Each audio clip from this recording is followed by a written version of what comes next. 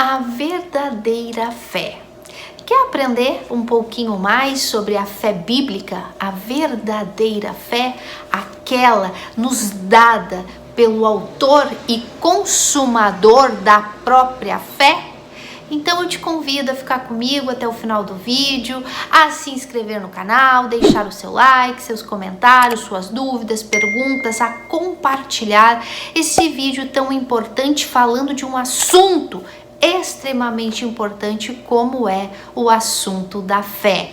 Dela depende a vida eterna ou a morte eterna. Então fica comigo e vamos entender na profundidade bíblica mais sobre a fé verdadeira.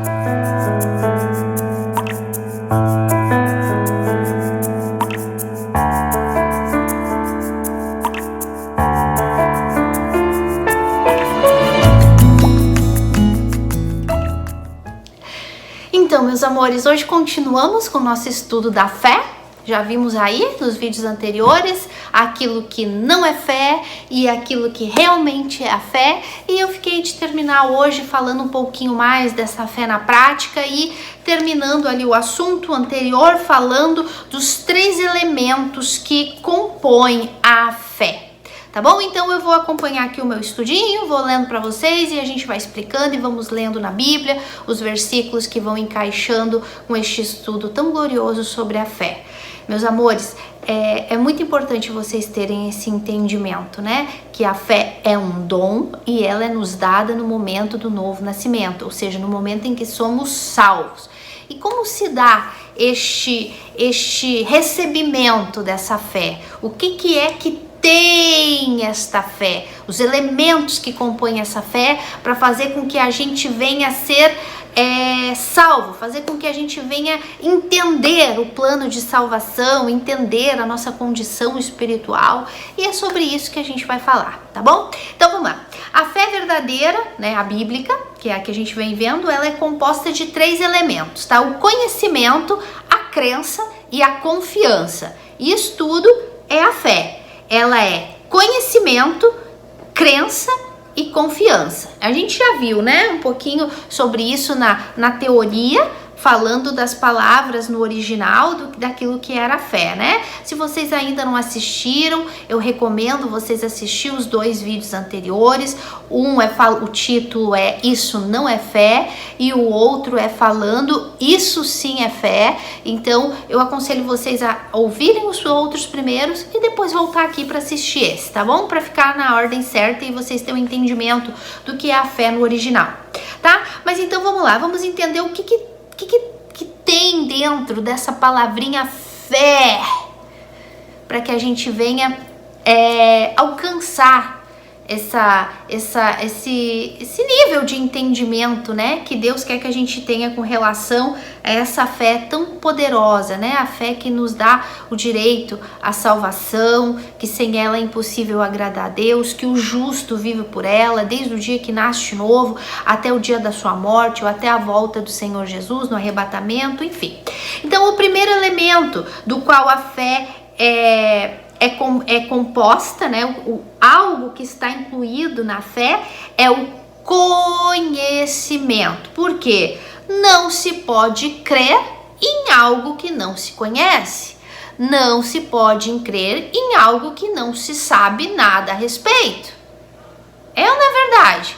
Como que tu vai crer em algo se tu não sabe nada sobre aquele algo, aquela pessoa? Eu não posso te dizer, creia no fulano de tal. Tu vai falar, mas quem é fulano de tal? Quem é que vai confiar em alguém que não conhece? Então, um dos elementos da fé é o conhecimento. Então, vamos ler lá, em Romanos, no capítulo 10, algo que fala sobre isso. Diz assim, Romanos capítulo, vamos ler o 13, desde o 13, 10, do versículo 13 até o 15, até o 14. Todo aquele que invocar o nome do Senhor será salvo. Como, porém, invocarão aquele em quem não creram? E como crerão naquele de quem nada ouviram? E como ouvirão se não tem quem pregue? Então, eu fiz questão de ler esse versículo para vocês. Por quê? Porque a fé, um dos elementos que compõe a fé é o conhecimento. E se a gente não conhece a Deus, se a gente não conhece a Cristo e a obra dele, não tem como a gente confiar, não tem como a gente crer, não tem como ter fé em alguém que a gente não conhece. Então, por isso, um dos elementos essenciais da fé é o conhecimento. Se eu não conhecer mais de Cristo e da obra dele, do plano de salvação de Deus, se eu não tiver um entendimento do que significou a morte de Cristo na cruz, eu não vou conseguir crer, eu não vou crer.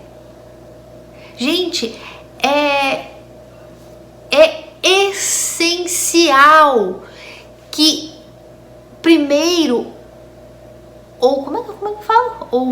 Ouçamos. É importantíssimo que primeiro a gente ouça, que a gente escute o quê? O Evangelho. Lembra? Qual é o único meio para nascer de novo? Ouvindo o Evangelho. Quando eu ouço o Evangelho, eu recebo a fé. E essa fé, ela é composta desse conhecimento, dessa crença, dessa confiança. Se eu não conheço, eu não posso crer. Como é que diz aquele outro versículo? A fé vem por ouvir e o ouvir vem pela palavra de Deus, pelo Evangelho. Então a minha fé vem pelo ouvir. Ouvir o quê? O Evangelho. Quando eu ouço o Evangelho, eu nasço de novo. E com o novo nascimento vem o quê? A fé. E quanto mais eu ouço da palavra de Deus, quanto mais eu cresço, quanto mais eu me aprimoro, quanto mais eu me especializo no conhecimento, no entendimento de Deus, de Cristo, da obra de Cristo, mais a minha fé vai desenvolvendo, mais a minha fé vai se tornando uma fé perseverante, que entra a perseverança dos santos, aqueles que são filhos de Deus, aqueles que vão ser, que vão perseverar até o fim, através da fé. E fé essa que vem pelo ouvir a palavra de Deus. Tá dando para entender? Então não existe essa coisa de fé grande ou fé pequena. Existe uma única fé, e essa fé ela é perseverante. É uma fé que persevera. Desde o momento que eu nasço de novo e eu recebo ela, essa fé vai me conservando salva até o fim. Essa fé vai me conservando, crendo, confiando em Deus até o fim, confiando na obra do Espírito Santo até o fim. Por isso que filho não tem medo de perder salvação. Por isso que quem é nascido de Deus não tem medo de perder salvação. Por quê? Porque essa fé, baseada no meu conhecimento e no meu entendimento de Deus, do plano e da salvação, através da cruz de Cristo, vai me mantendo perseverante até o fim. Então não é uma fé grande ou uma fé pequena, é uma fé perseverante. É o mesmo exemplo da fé do grão de mostarda. Por que a fé é do grão de mostarda? Por quê? Porque ela é uma fé perseverante, é uma fé que começa ali no nível do novo nascimento e ela vai desenvolvendo até se tornar como um pé de mostarda, né? Uma sementinha pequenininha, e vai desenvolvendo e se torna maior das hortaliças. Não é no sentido de tamanho, de fé grande ou fé pequena, mas é no sentido de perseverança. Ela é persistente, ela vai desenvolvendo até a volta de Jesus ou até a nossa morte. Ela nos mantém salvos até o fim. Isso é a fé. Mas para que eu tenha essa fé, eu preciso nascer de novo, e para eu nascer de novo eu preciso ter esse conhecimento, esse entendimento do Evangelho. E não só para nascer de novo, mas esse conhecimento do Evangelho tem que ser sempre. Eu sempre tenho que estar em entendimento do Evangelho, aprendendo, meditando, ouvindo o Evangelho, para que essa fé seja uma fé perseverante, desenvolva e cresça. Repito, não no sentido de uma fé grande ou uma fé pequena, mas cresça no sentido de santificação.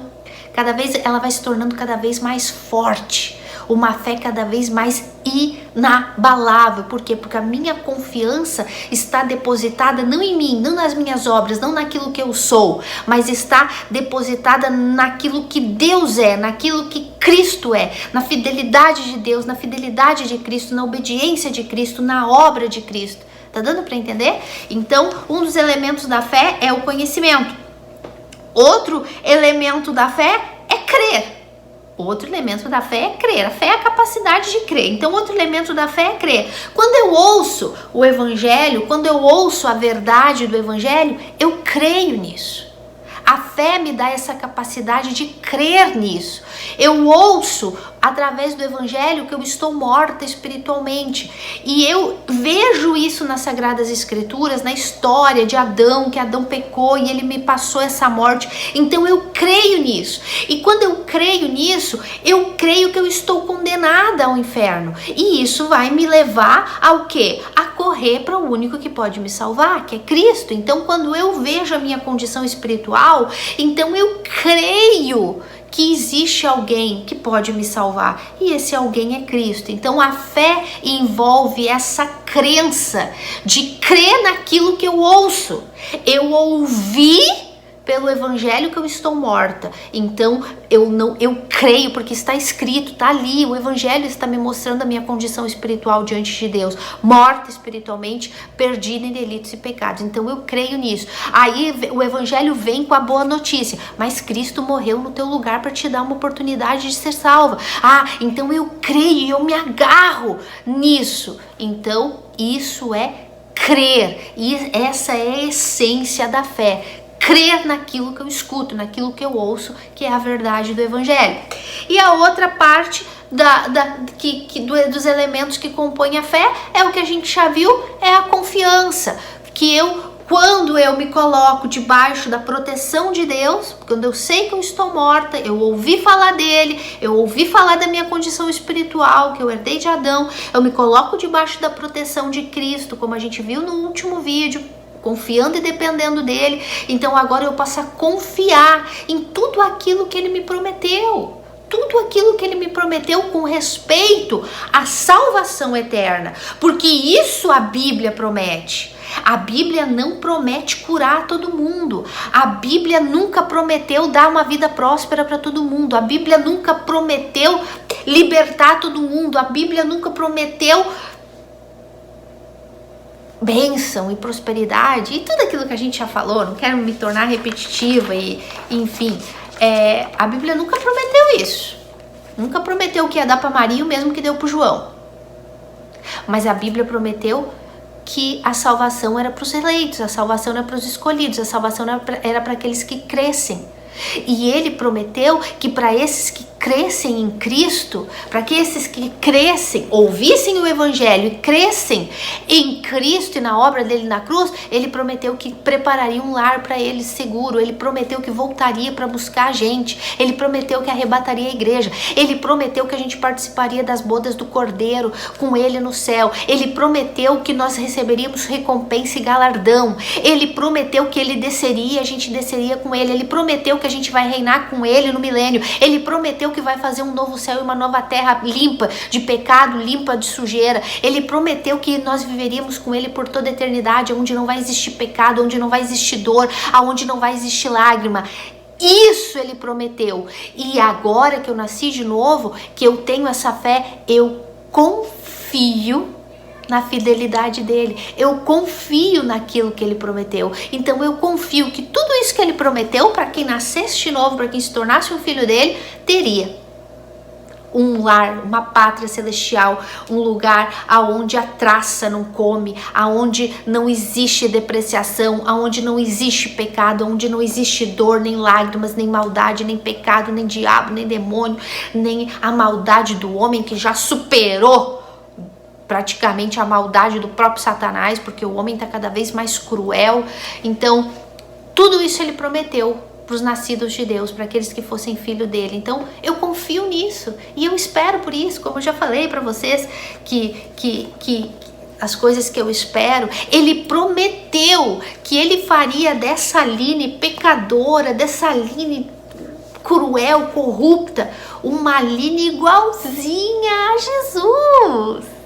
Ele prometeu e eu confio nisso e eu espero por isso. Já pensou, gente, tu viver num lugar com um lugar de justiça, onde só reina a justiça, e não poder pecar mais? E não poder pecar mais, porque o pecado já não faz parte da tua essência, o pecado já não faz parte da tua alma, que é a tua mente, o teu coração, o pecado já não faz mais parte do teu corpo, o pecado não faz nem parte da tua memória mais. Gente, vocês já pararam para pensar? Então ele prometeu, ele disse que nós ressuscitaríamos com um corpo glorificado, livres do pecado, aquele pecado que a gente nasceu escravo dele, porque nascemos mortos, condenados a só pecar, porque a morte de Adão nos heredou, essa morte que nos fez pecar a vida toda. Pois é, meus amores, ele prometeu que a gente viveria livre disso, ele prometeu, e é isso que a gente espera. Por isso que essa confiança é a parte elemental dessa fé, faz parte dessa fé que nos é dada como presente de Deus no dia em que nascemos de novo. Ah, meus amores, como a gente espera por isso. Quando a gente se torna filho de Deus, a gente sabe que um momento ou outro, às vezes a gente se olha no espelho e a gente fala assim, meu Deus, mas eu tô ainda me vendo tão eu. É tão eu, sabe? É tão Aline pecadora, é tão Aline cheia de ideias, cheia de maus hábitos, de maus costumes, principalmente na alimentação. E é uma Aline eu sou tão eu. Senhor, tem jeito isso aqui, sabe? Tu pensa assim, tem jeito.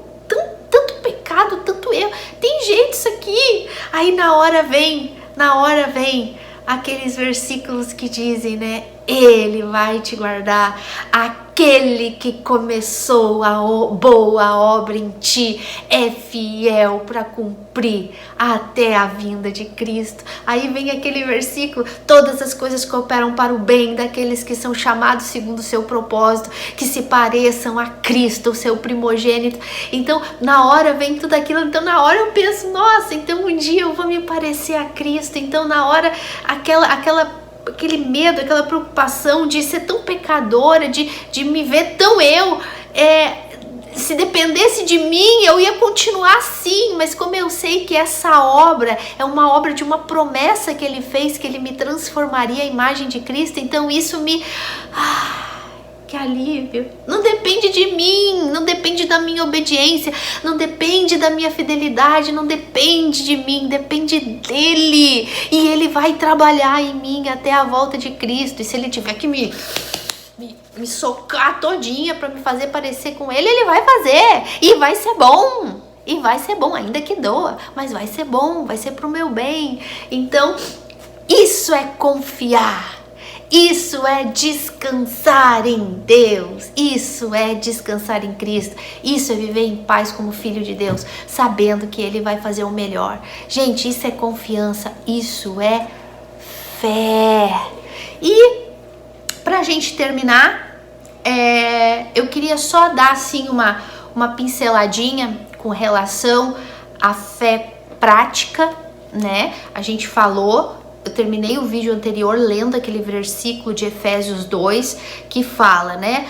Sois salvos pela graça, mediante a fé, e isso não é de vós, é dom de Deus, não é por obras, para que ninguém se glorie, porque somos feitura dele, criados em Cristo Jesus, para boas obras, obras estas que Deus de antemão preparou para que andássemos nelas.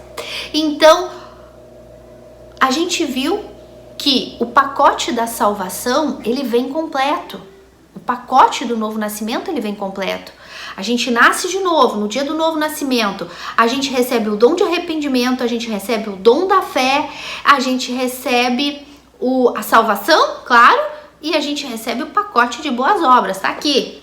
essas aqui são as obras que eu preparei para tu andar nelas. Então vem o pacote completo. Eu falei, filho de Deus tem que fazer boas obras. Filho de Deus não cruza os braços e fica, agora tô salva e vou ficar aqui sentadinho esperando Jesus voltar. Nada disso. Filho de Deus tem que fazer as boas obras que Deus preparou. E é isso que os falsos profetas não entendem. E é isso que as pessoas que aprenderam dos falsos profetas não entendem. Porque quando a gente fala da graça, elas acham, então tu não vai fazer nada. Então, a fé sem obras é morta. E usam aquele versículo fora de contexto. A fé sem obras é morta para dizer que tem que fazer para se salvar. E é o contrário. Não se faz obras para se salvar. As obras são feitas depois que somos salvos, porque ela vem no pacote da salvação. Então, as pessoas usam esse versículo, né? A fé sem obras é morta, completamente na ignorância, elas nem sabem o que elas estão falando. Às vezes até irrita, sabe? Porque as pessoas só sabem repetir que nem papagaio e não sabem nem do que estão falando, mas querem argumentar porque não querem aceitar a verdade. Então, elas querem argumentar de algum jeito, daí elas pegam versículos que elas ouviram de falsos profetas, de gente que não entende nada, para tentar discutir com a gente. Às vezes, sinceramente, dá vontade de nem falar nada. A gente tem que ter paciência, explicar, mas o contexto desse versículo, a fé sem obras é morta, meus amores, é um assunto, a gente vai falar sobre isso quando a gente estudar a salvação, bem com detalhes, mas é só para ficar um pouquinho claro, para que ninguém venha aqui dizer assim, foi salvo pelas fé, aí não precisa fazer mais nada, não sei o que, isso aí é do diabo, isso aí não sei o que, porque tá escrito que a fé sem obras é morta. Só para deixar claro isso, gente, que só não entende quem não quer, só quem não entende é porque tá cego mesmo espiritualmente e que não quer sair da cegueira, porque mais claro do que eu tô falando aqui, que quem nasce de novo tem que fazer boas obras, porque faz parte do plano de Deus, as boas obras para os filhos de Deus, até mesmo para a gente poder ter recompensa, até mesmo para a gente poder ter galardão. Os galardões, as recompensas e as coroas eu vou receber pelas obras que eu fiz. É o que está escrito lá em Coríntios. Quando a gente estiver diante do tribunal de Cristo, as obras vão ser pesadas. E as obras que vocês ofereceram, seja ela de ouro, de prata, de bronze, ou de palha, ou de feno, vão ser pesadas. E vão ser colocadas no fogo. Aquelas que resistirem ao fogo, que foram o ouro, a prata e o bronze, vai ser a recompensa de vocês. Agora aquelas obras que foram de palha e de feno, vai queimar e não vai sobrar nada. Então a pessoa não vai receber recompensa, galardão nenhum. Então foi aquele filho medíocre, aquele que cruzou o braço e falou, tô salva, que pegou o talento e enterrou o talento. E não fez nada com o talento. E daí vai chegar lá no dia, vai perder as coroas, os galardão, vai perder tudo, não vai ter nada. Agora, filho multiplica talento, multiplica dons, multiplica, dá frutos. Então, quem é nascido de Deus não só pode, como deve fazer boas obras. É uma ordem de Deus. Ele nos deu. E detalhe, Ele criou as obras para a gente fazer. E é Ele que coloca em nós o querer e o realizar. Então, essas boas obras. Então, o Filho de Deus não escapa de boas obras. Agora, no que diz respeito ao que os falsos profetas ensinam e que os papagaios repetem por aí, a fé sem obras é morta. Porque dizem que a gente ensina que não precisa de obras. Claro que a gente ensina que não precisa de obras para salvação. Ninguém vai ser salvo por boas obras, ao contrário, isso vai afastar as pessoas de Deus. Agora, quando a gente é salvo, a gente faz boas obras. E esse versículo, que a fé sem obras é morta, o Tiago fala isso lá na carta dele, quando ele está dando exemplo, né? Que do que adianta uma pessoa dizer que tem fé e não tem obras. Então ele vem, né? Mostra-me a tua fé, mostra-me as tuas obras, né? A tua fé sem obras, que eu vou te mostrar com as minhas obras a minha fé. De que fé ele tá falando, gente? De que fé ele tá falando? Da fé posta em Deus, da fé que salvou ele. Como que eu posso dizer que eu sou uma filha de Deus? Que eu tenho fé, essa única fé, que nós estamos há 3 vídeos falando dela, a fé que eu recebo de Deus. Como que eu posso dizer que eu tenho essa fé que me deu o direito de nascer de novo, se eu não faço obras, boas obras? Não tem como, porque essa fé salvífica, essa única fé, ela vem acompanhada de obras. Então Tiago está dizendo, ei, não adianta tu falar para mim que tu tem fé se tu não tem obras, porque eu vou saber identificar. Se tu tem realmente a fé salvífica, a fé dada, o dom de Deus no dia do novo nascimento, as tuas obras vão saltar à vista. Então Tiago está ensinando que quem é salvo, quem é filho de Deus, demonstra com obras. Por quê? Porque faz parte do pacote. Então é impossível que um filho de Deus de verdade, que nasceu de verdade, não tenha boas obras. É isso que Tiago está falando. Tiago não está falando que eu preciso de boas obras para ser salva. Tiago está falando que eu preciso ter boas obras para provar que eu fui salva. Tá dando para entender? Tanto Paulo como Tiago, olha, eu já tô falando, não ia falar, mas eu começo a falar, me emociona, porque sempre existiu esse confronto entre o que Paulo dizia, que a salvação é zero obras, a salvação é só pela fé. E Tiago vem e aparentemente contradiz, não, a salvação é por obras. Não é só pela fé, é por obras. Aí ficava aquela contradição, mas então, como é que é isso? É por obras ou é por fé? É por fé somente ou é por obras? E ficou aquela contradição, mas por quê? Porque uma falta de entendimento. Versículo usadíssimo pelos falsos profetas, né? A fé sem obras é morta. Para provar que tem que fazer, agir, dá tudo que tu tem, faz isso, faz muito para Deus, para tu ser salvo e manter tua salvação. Nada disso, não é nada disso que Tiago está falando. Tiago e Paulo estão falando da mesma fé que recebemos de Deus. Porém, para salvação é uma fé diante de Deus. E Tiago está falando dessa mesma fé de salvação diante dos homens.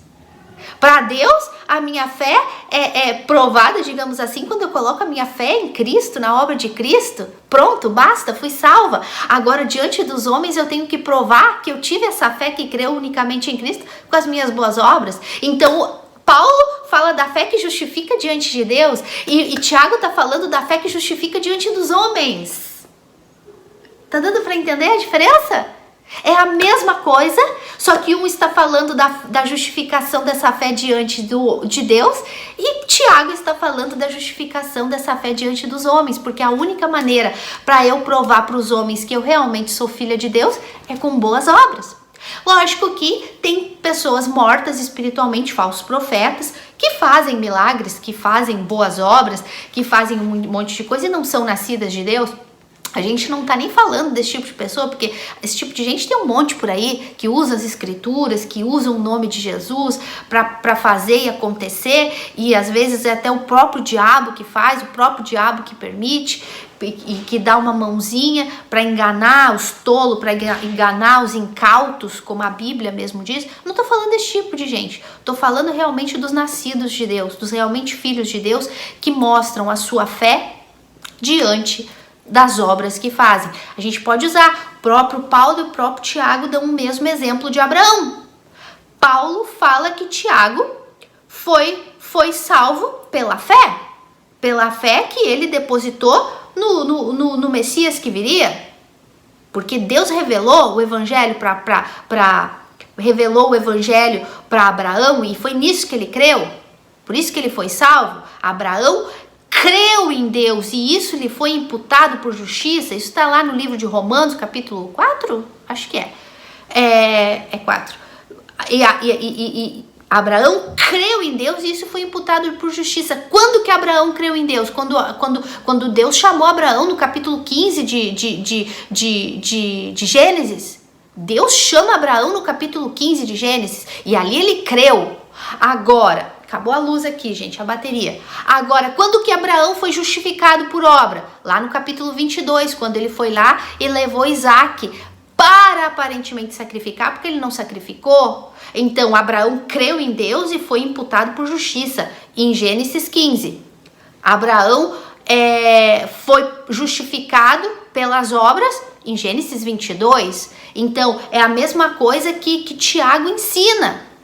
Abraão foi justificado por obras, mas foi justificado pela obra depois que ele já tinha crido em Deus e já tinha sido salvo. Tá dando para entender, meus amores? Não o contrário. Não, Abraão foi salvo e foi o pai da fé porque sacrificou Isaac, que nem sacrificou. Não, é o contrário. Abraão foi justificado porque creu em Deus, na obra, no Redentor que Deus disse que viria da descendência dele. Abraão creu nisso e isso foi imputado por justiça. Como que Abraão provou que creu nisso? Quando ele lá na frente foi justificado pela obra, quando ele aparentemente foi para sacrificar Isaac. Então é isso que tanto Paulo como Tiago falam da mesma fé, a única que existe, a de crer em Deus, de crer em Cristo e na obra de Cristo na cruz.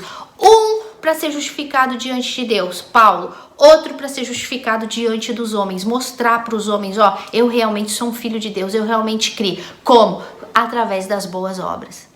Tá dando para entender, meus amores? A gente vai ver isso com bastante detalhe quando a gente estudar a salvação, tá bom? Então, vamos lá. Então, outro exemplo que eu queria dar para vocês. Gente, eu não sei como é que vai ficar a imagem, porque acabou a bateria aqui da lâmpada, mas não me importa, tá? O importante é eu continuar aqui para terminar esse estudo com vocês hoje. Se a fé é uma só, e essa fé a gente já viu que ela é confiar em Deus, não é uma fé na qual eu espero de Deus algo aqui nessa terra, uma bênção, um milagre, uma promessa, uma cura, uma libertação, um casamento, um dinheiro, um carro zero, uma mansão, nada disso. Se isso não é fé, como a gente já viu, se não é isso que eu espero, então como explicar os milagres que aconteceram no passado, na época, até no Antigo Testamento, ou na época do Senhor? Então, como explicar estes milagres que aconteciam no passado, que Jesus curava, a sombra de Pedro curava, Paulo com um paninho da roupa dele curava, se eu não posso acreditar, se hoje nada disso é considerado como fé, e como explicar isso então? Eu não posso orar então para Deus curar? Eu não posso orar então para um milagre? Vamos por parte, meus amores, vamos por parte. Claro que devemos orar sim, e a gente vai falar isso com mais detalhes quando a gente estudar a oração, mas a gente nunca pode esquecer o seguinte: a nossa oração tem que ser bíblica. Lembra do que eu falei? Fé não é crer em absurdos. Então a nossa oração ela deve ser bíblica. E qual é a oração bíblica? A ensinada pelo próprio Senhor Jesus. Pai, seja feita a tua vontade, não a minha. Então, toda e qualquer oração que façamos, ela tem que ser em o nome do Senhor Jesus e ela tem que ser de acordo com a vontade de Deus.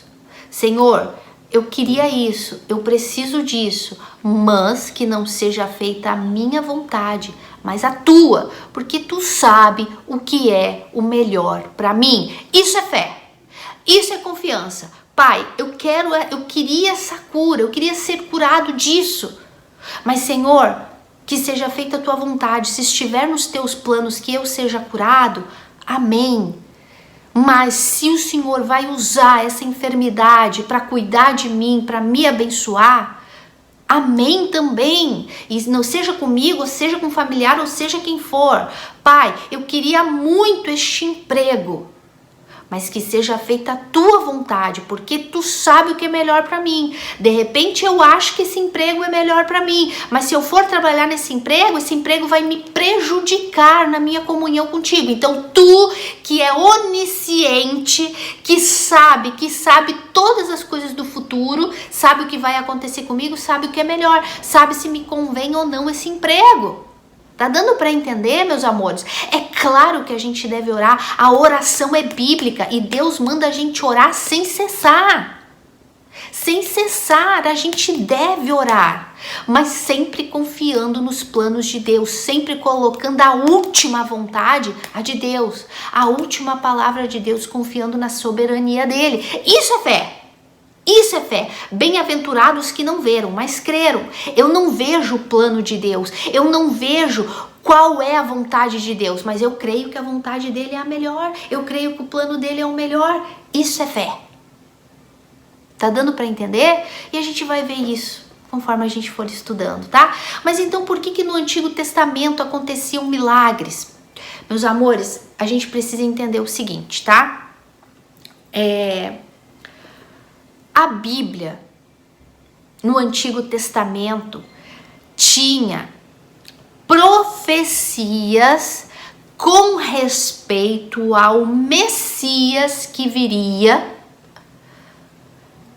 falando sobre toda a obra que o Messias realizaria enquanto estivesse no mundo, para que quando o povo judeu visse aquelas obras acontecendo, então eles crescem que Jesus era o Messias.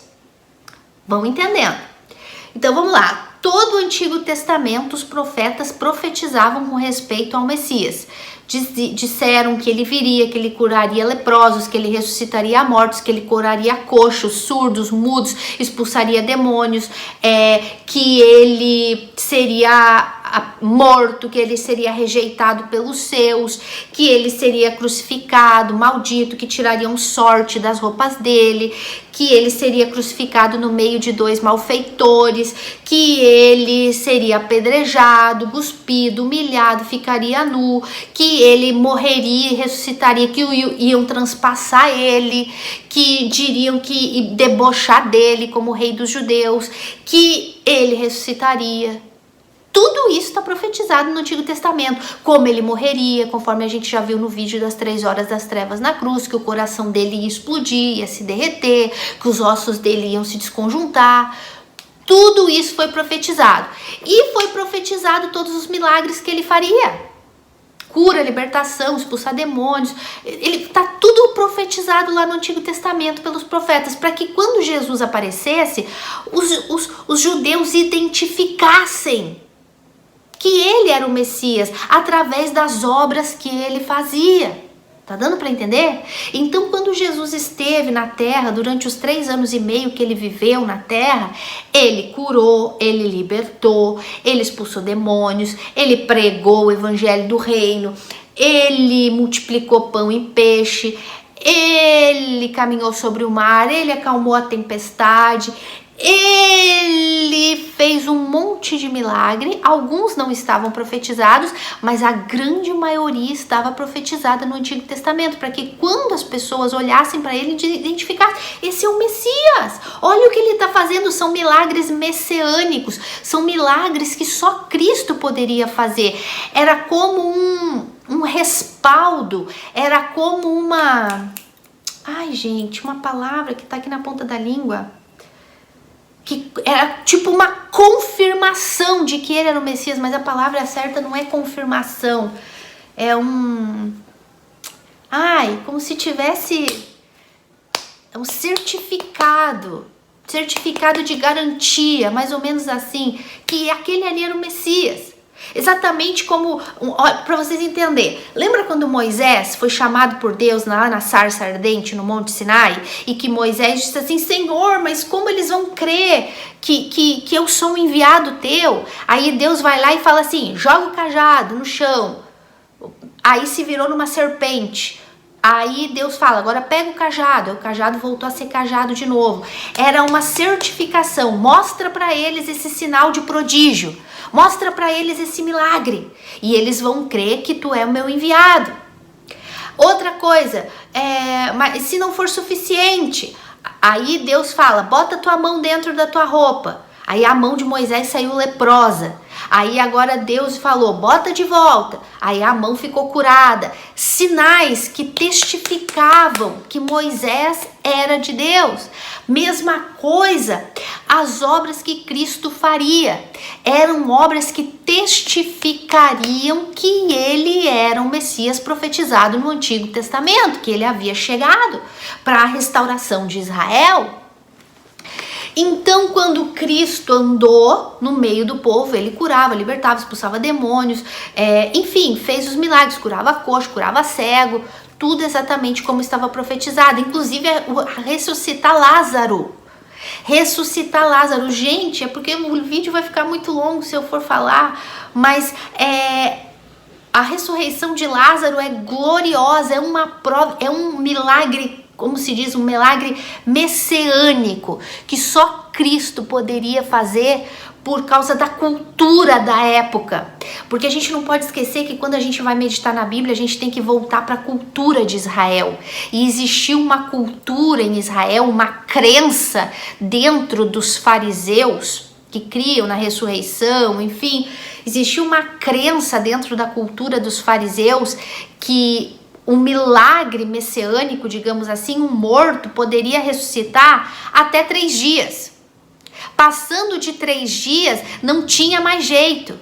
Porque, digamos assim, o espírito e a alma já estavam muito longe do corpo, porque o corpo já estava em decomposição. Existia essa crença. Olha como Deus é tão maravilhoso que ele usa até a própria crença, a própria cultura, o costume, para poder mostrar que ele é Deus. Então, por que vocês acham que... A gente vai falar um dia só sobre isso, isso é lindo, gente. Por que vocês acham que quando Marta e Maria mandaram lá chamar Jesus, porque Lázaro estava morrendo, Jesus falou, não vou, não tô nem aí para Lázaro. Tipo, parece que dá essa impressão. E depois Lázaro morre e Jesus tranquilo.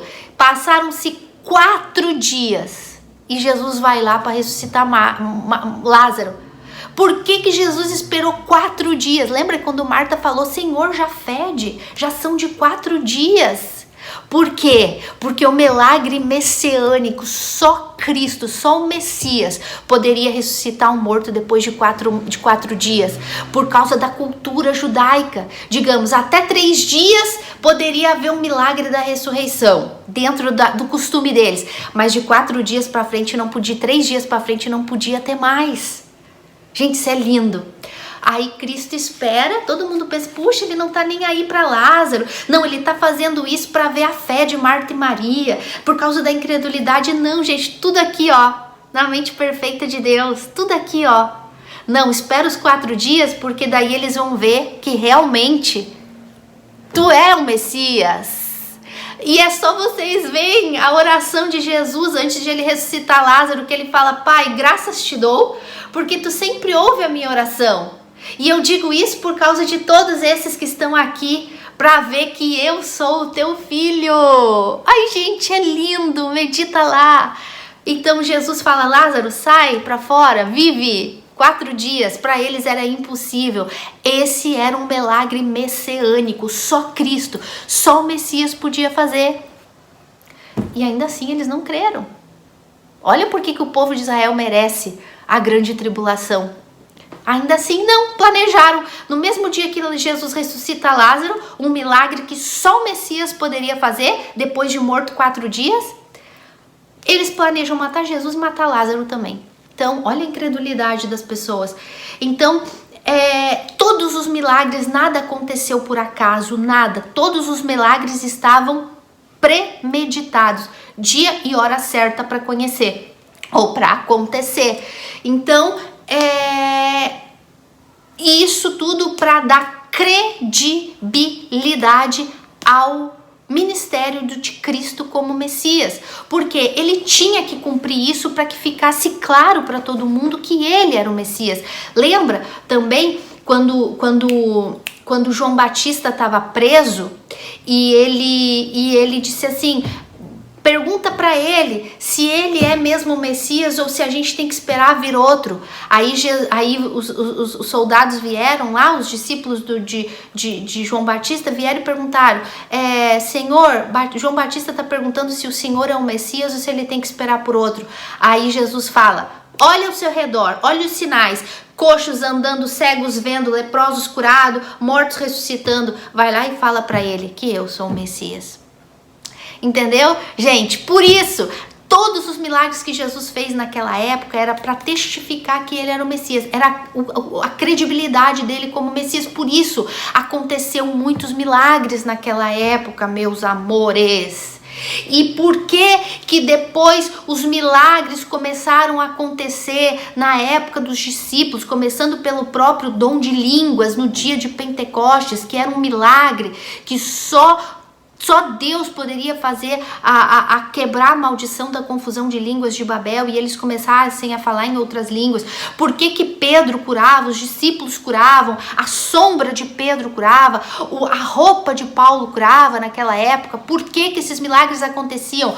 Porque era fé, porque era muita fé. Não, gente, acontecia porque era necessário. Assim como Cristo teve que justificar, digamos assim, o ministério dele como Messias, agora os discípulos dele também tinham que provar que eles eram os discípulos de Jesus, através dos milagres. Boca seca. Agora, eles também tinham que justificar. Não, nós somos os discípulos, nós somos os seguidores de Cristo, nós somos os enviados deles agora. Por isso que eles realizavam esses milagres, meus amores, porque era para testificar que eles eram realmente os discípulos do Messias. Por isso Cristo deu para eles esse poder e essa autoridade através do Espírito Santo para eles realizarem esses milagres de coxos andando, cegos vendo, leprosos e expulsando demônios e curando. Por quê? Porque eles também tinham que dar credibilidade ao ministério deles, porque se eles vissem os milagres, eles iam crer naquilo que eles pregavam com respeito ao Messias. Desculpa, gente. Tá dando para entender? E vocês podem ver, os milagres sempre aconteceram, principalmente em épocas que deveria se provar algo. Lá em Êxodo, em Moisés, os milagres que foram feitos, mar vermelho, pestes, fogo do céu caindo, mar virando em sangue. Por quê? Porque era para provar que Moisés era o escolhido de Deus para libertar o povo da escravidão do Egito.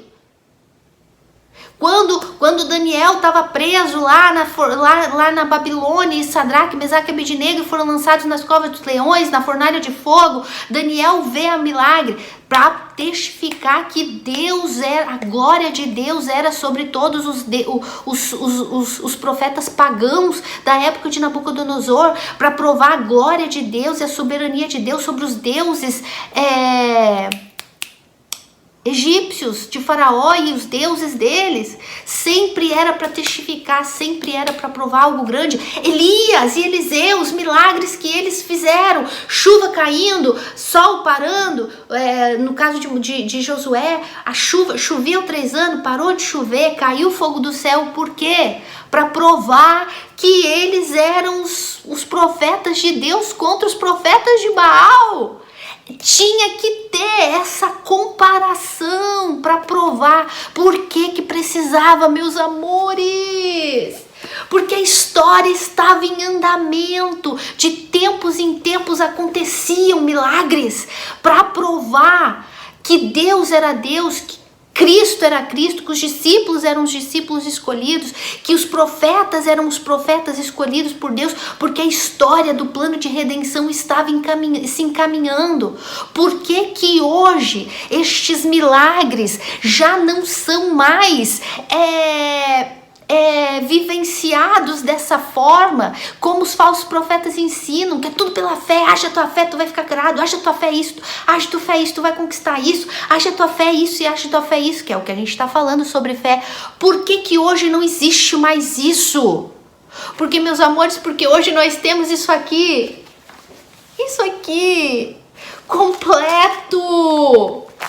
completo, desde Gênesis, Êxodo, milagres de fogo caindo, fogo descendo, tudo isso acontecendo na época de Jesus, a sombra de Pedro curando, o paninho de Paulo curando, tudo isso, mas era para testificar a história. Não tinha a Bíblia completa que hoje nós temos. Hoje nós temos a Bíblia que descreve. E aí o que Jesus diz? Bem-aventurado aquele que crê sem ver. Bem-aventurado aquele que ouve essas palavras e crê no que está escrito. E não tem que ter um milagre, uma bênção para acreditar. Meus amores, eles não tinham a Bíblia completa. Nós temos hoje a palavra mais profética, mais segura. Nós não precisamos de milagres para crer.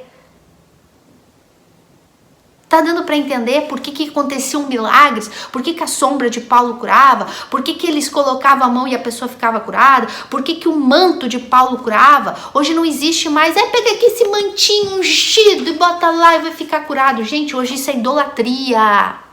Porque hoje a gente não precisa mais disso para crer que a palavra de Deus é verdade, que Cristo é o Senhor e Salvador e que a obra dele na cruz é o basta e é suficiente. Deu para entender isso, gente?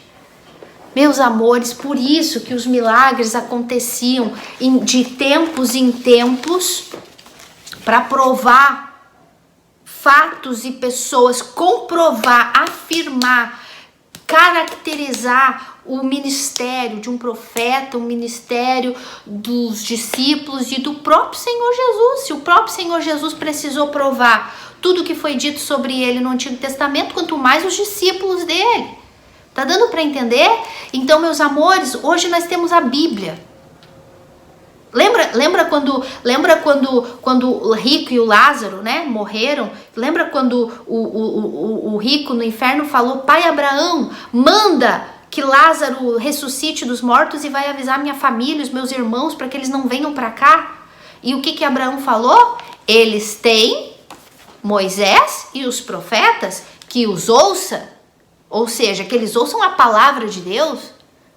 Não, pai Abraão, mas se um morto ressuscitar e for lá falar, eles vão crer. E Deus disse não, ainda que um morto ressuscite, eles não vão crer, se eles não creem na palavra. Então não adianta um milagre, A pessoa só vai crer se ela ouvir o evangelho e nascer de novo. Então não adianta milagres. Então, meus amores, nós não vivemos mais nessa época de milagre à torto e direita. Na história, por isso que vocês têm que entender a história do plano de salvação. A história, ela teve suas fases de milagres. Não estou dizendo com isso que hoje não possa acontecer mais milagres. A gente vai falar sobre isso mais pra frente. Posso orar por uma cura? Posso orar por uma libertação? Posso orar pela salvação de um familiar? Deve orar, mas sempre quando colocando a confiança na soberania de Deus e na vontade dele, que seja feita a tua vontade. E se estiver dentro da vontade de Deus, no plano dele, naquilo que ele já determinou, te curar, libertar, salvar o teu familiar, te dar uma bênção, ele vai fazer. Outra coisa também, meus amores, ainda com relação a isso, com relação aos milagres, a grande maioria das pessoas que foram curadas também no passado, além de ter isso, de Cristo ter que justificar o ministério dele com aquilo que já havia sido profetizado dele no passado, ainda teve pessoas específicas que foram curadas que colocaram a fé e confiança em Cristo para serem curadas. E eu vou dar um exemplo para vocês, porque é aquilo que a gente falou no primeiro vídeo. Não é colocar a fé num objeto, não é colocar a fé num ponto de contato. Eu vou beber essa aguinha ungida aqui e ela vai me curar. Eu vou tomar água, tá? Isso é idolatria. Não. A nossa fé em todo tempo ela tem que estar posta em Cristo e na obra de Cristo. É disso que se trata os vídeos, da verdadeira fé. Então, se estiver na vontade de Deus e do Senhor Jesus, ele vai curar, ele vai fazer aquele milagre. Porém, esses milagres, eles têm que ser exatamente isso. Ele tem que estar na pessoa de Cristo. É ele que vai fazer se ele quiser. Por que algumas pessoas no Antigo Testamento também foram curadas? Como o exemplo da mulher hemorrágica. Aquela mulher que sofria 12 anos, né, de hemorragia, e ela foi lá e ela falou: se eu tocar, estamos falando de fé, se eu tocar nas vestes dele, eu vou ser curada. No original, se eu tocar nas franjas, eu vou ser curado, nas franjas. Porque, olha como é importante agora a gente conhecer a Bíblia no original hebraico e no grego. Por que aquela mulher disse: se eu tocar na franja dele, eu serei curada? Por que ela não disse: se eu tocar no pé dele, se eu tocar na sandália dele, se eu tocar no cabelo dele, se eu tocar na túnica dele? Não, ela falou tocar nas franjas. No português não tá, no original tá, se eu tocar nas franjas. Por quê, meus amores? É lindo também. Eu nem sei em quanto tempo tá esse vídeo, gente, porque eu tive que reiniciar. Eu nem sei em quanto tempo tá, mas eu vou gravar tudo hoje.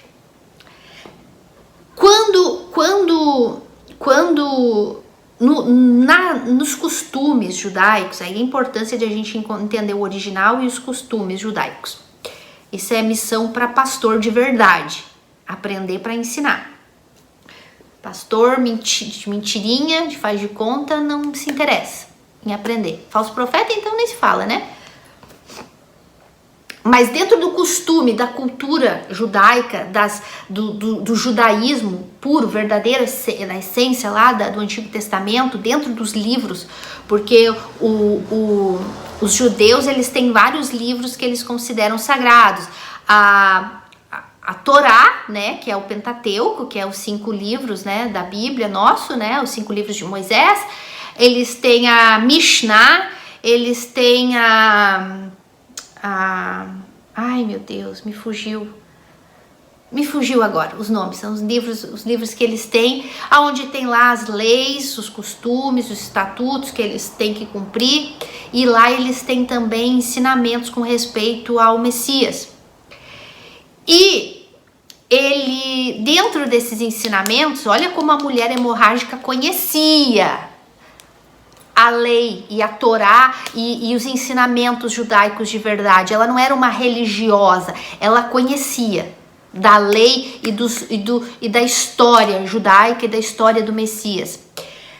Dentro desse estudo dos judeus, dizia que o Messias, o verdadeiro Messias, usaria uma túnica com franjas, porque todos os judeus usam túnicas e elas têm franjas, né?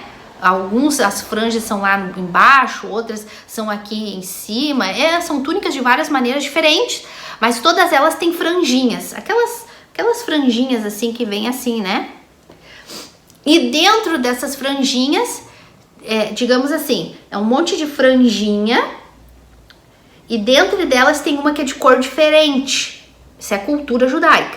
São várias e tem uma que ela é um pouquinho mais comprida e ela tem uma cor diferente. Por exemplo, se todas as franjinhas são brancas, essa franjinha é azul.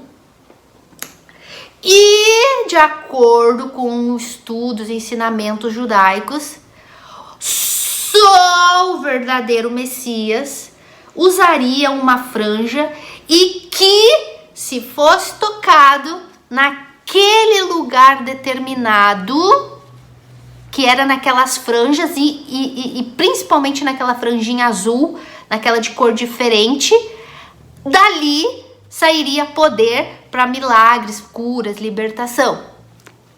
Essa é cultura judaica.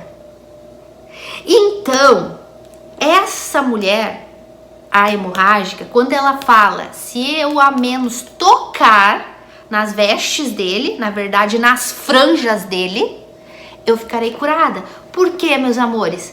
Porque ela cria que Jesus era o Messias. Por isso ela disse: eu creio que ele é o Messias, e eu creio que ele vai usar essa túnica, e eu creio que se eu tocar naquela franja, eu vou ser curada. Cria de verdade que ele era quem? Um milagreiro? Não, ela cria que ele era o Messias de verdade e que se ela tocasse ali, sairia poder dele para ela ser curada. E o que foi que Jesus falou quando ela tocou? no meio da multidão, todo mundo atacando ela. Nem os discípulos entendiam, nem os discípulos conheciam a história do Messias. Mas ela sabia, ela cria nele que ele era o Messias, o Salvador dela, o Filho de Deus.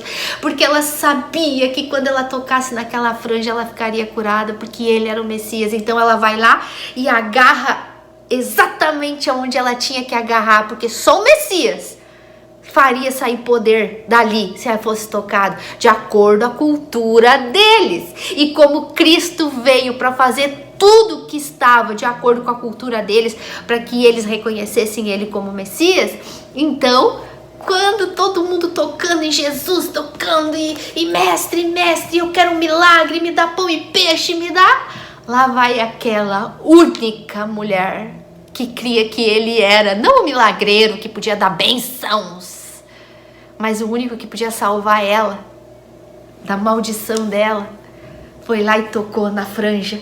E Jesus, para tudo. Quem me tocou? Mestre, todo mundo tá te tocando. E ele, não. Alguém me tocou onde tinha que tocar. Alguém tocou exatamente aonde tinha que tocar, porque de mim saiu poder. Ai, gente do céu.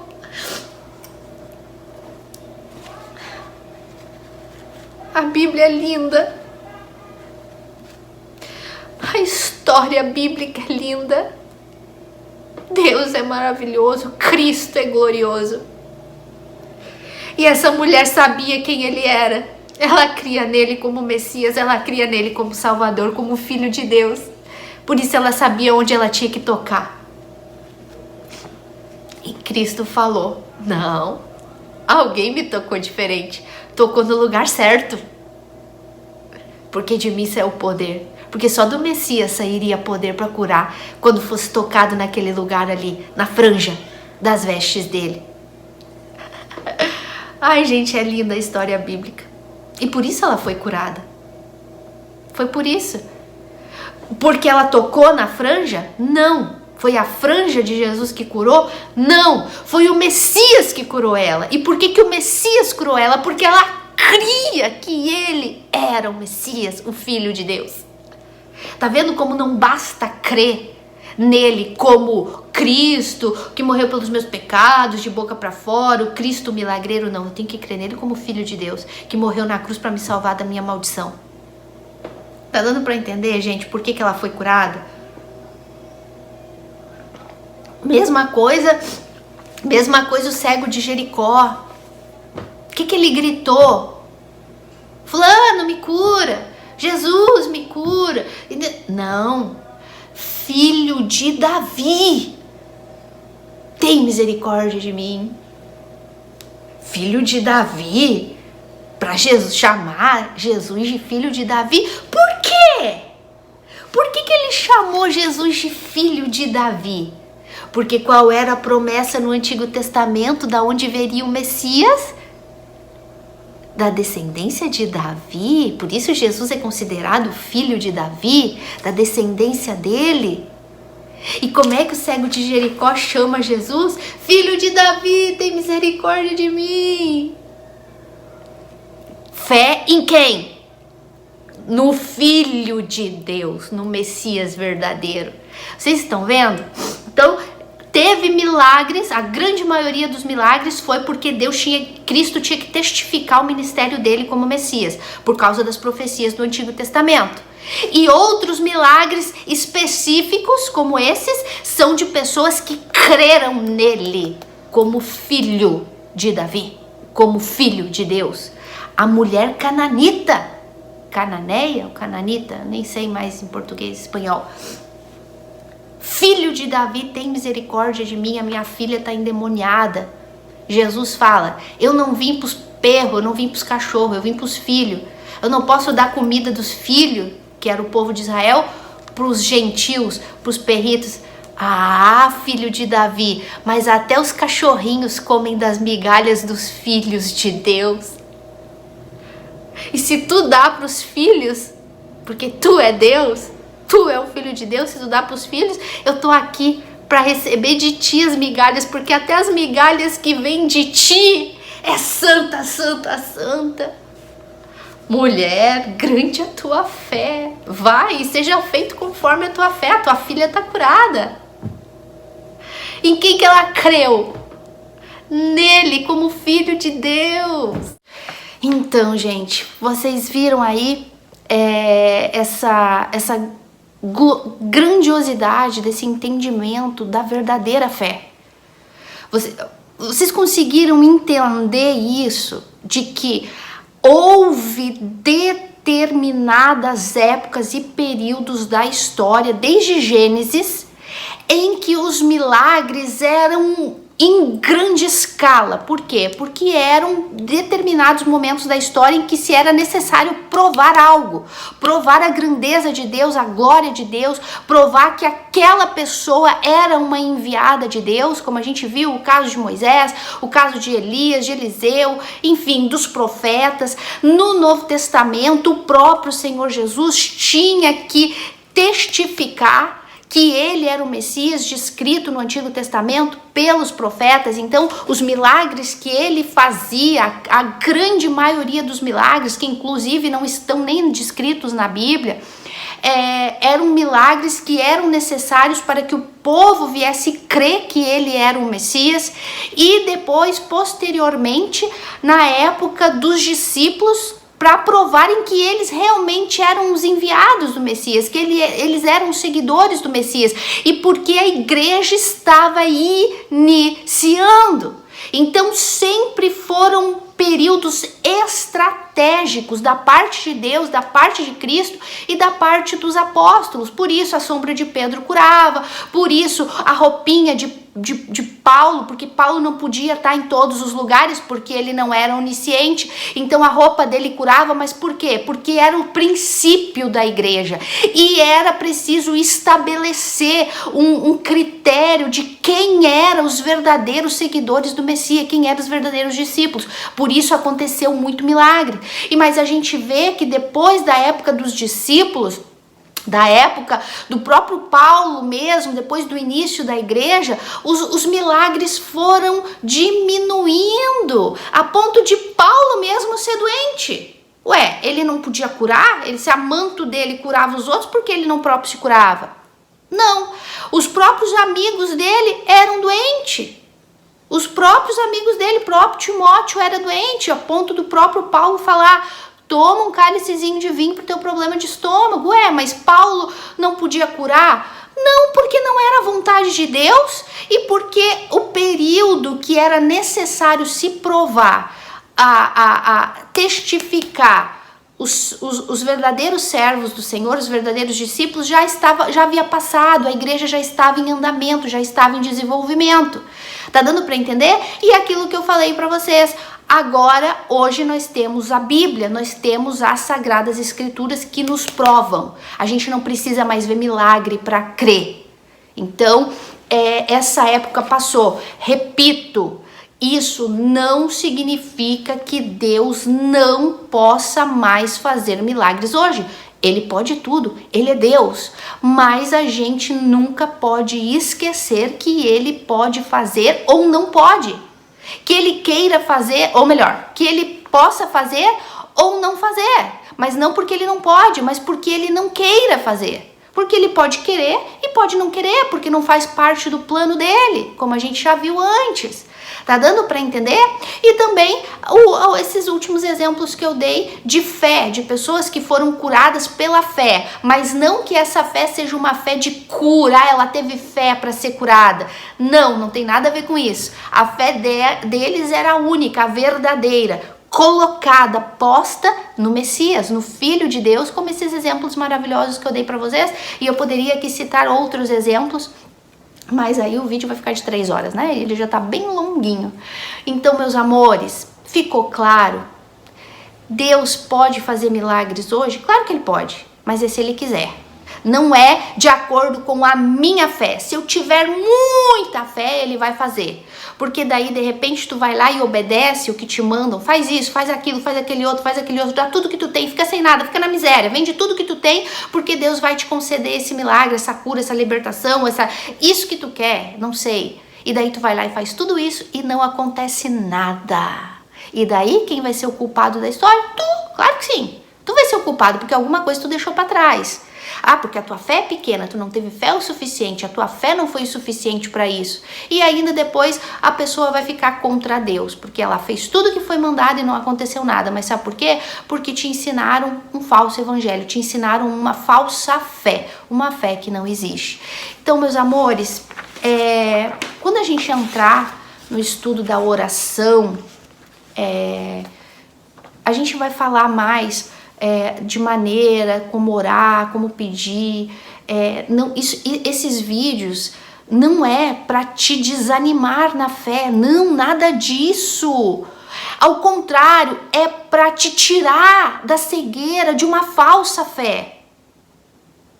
Gente, eu não precisaria estar aqui dando a cara para vocês, para muitos de vocês me odiar e dizer, nossa, ela tá jogando um banho de água fria na minha fé.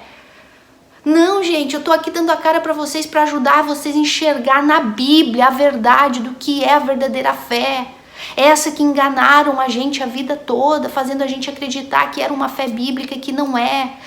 Eu pergunto para vocês, é melhor tu ouvir a verdade e começar a praticar a verdadeira fé e assim conquistar de Deus o que realmente importa, ou continuar numa fé enganada, numa fé que não existe, continuar quebrando a cara, sofrendo, perdendo tudo, ficando na miséria, nunca tendo nada e ainda depois ficar frustrada porque nada daquilo que tu queria aconteceu e dar um mau testemunho e ainda prejudicar a tua salvação. Por quê? Porque se tu não aprende a verdadeira fé, tu não vai entender o que é o novo nascimento, tu não vai entender quando que a verdadeira fé vem sobre a vida de um filho de Deus, que é no dia do novo nascimento. Tu vai continuar enganada, cega, vai viver frustrada, ainda vai pro inferno. Então, meus amores, ficou claro? Ficou claro essa parte para vocês? Esse vídeo não é para jogar um banho de água fria na fé de vocês, não. É para abrir os olhos de vocês para a verdadeira fé. Aquela que é posta, colocada no único que pode fazer alguma coisa, em Cristo. No único que fez o que ele tinha que fazer por mim e por ti. Nos livrar da ira de Deus, que consequentemente vai nos livrar do inferno e do nosso pecado. É nisso que temos que crer. Crer numa pátria celestial, crer no nosso futuro, na nossa eternidade com Deus. Então, eu oro, e oro de verdade, porque eu sei que são assuntos polêmicos, e que muita gente vai ficar dizendo bobagem, enfim, mas não me importa. A minha consciência está em paz porque eu ensinei a verdade para vocês e eu oro de verdade que o Espírito Santo convença vocês dessas verdades para que a partir de agora vocês passem a praticar a verdadeira fé. Ou seja, em primeiro lugar, buscando o novo nascimento. E como eu faço isso? Ouvindo o verdadeiro evangelho. Que Deus abençoe vocês e até a próxima.